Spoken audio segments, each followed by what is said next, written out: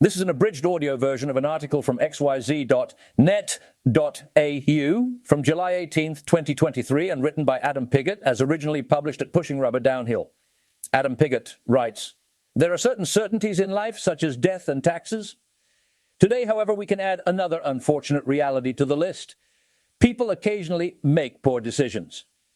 While it's important to acknowledge that this has been the case throughout history and is not limited to any particular group, the current situation in my home state of Western Australia is a prime example of such poor judgment among some members of the Aboriginal community. When given a modicum of authority over public or private land through legislation, some Aboriginal groups respond in a manner that could be considered questionable. If this level of power were enshrined in the Australian Constitution, it is conceivable that Aboriginal groups might seek financial compensation for every imaginable land use, event, construction project, or farming endeavour. The recently passed Aboriginal Cultural Heritage Act in Western Australia, which came into effect on July 1st of this year, serves as a glimpse into what could transpire with the proposed voice to Parliament. The Act is complex and ambiguous, leading to excitement among Aboriginal groups who are eager to secure as much compensation as possible before any potential changes occur. As a result, they have demanded a relatively small sum of $2.5 million to permit the planting of trees by government organisations along the Canning River foreshore.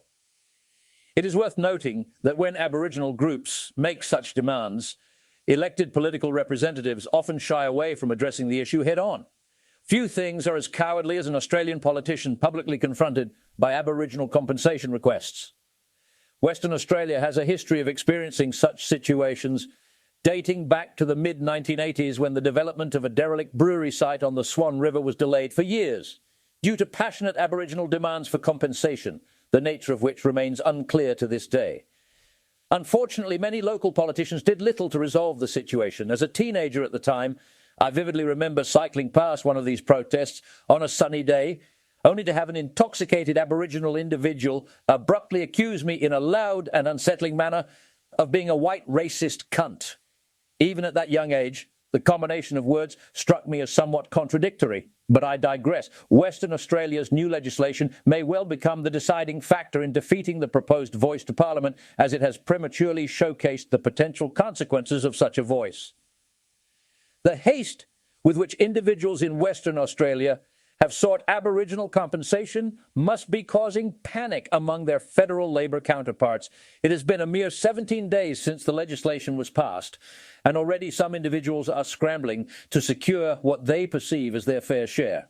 If they possessed any strategic thinking, they would adopt a humble stance, assuring the average Australian citizen that the new legislation would not significantly impact their lives, in order to entice a yes vote for the voice. Once they gained representation in Parliament, they could then pursue their more ambitious and self-serving agendas. Unfortunately, this level of foresight appears to elude them entirely. In fact, their lack of strategic thinking serves as damning evidence against the voice proposal. Are we expected to grant the ultimate legislative power to a group that seemingly lacks sound judgment? Just a few years of such a scenario, and Australia could potentially rival countries like South Africa and Rhodesia in terms of regressive decision-making. Of course, those advocating for the voice are well aware of these concerns. They simply don't want the public to realise the implications until it is too late. Therefore, they try to guilt people into voting yes by labelling them as racists, employing various other manipulative tactics. However, it is better to be accused of racism than to have a group with questionable decision-making capabilities ruling over us.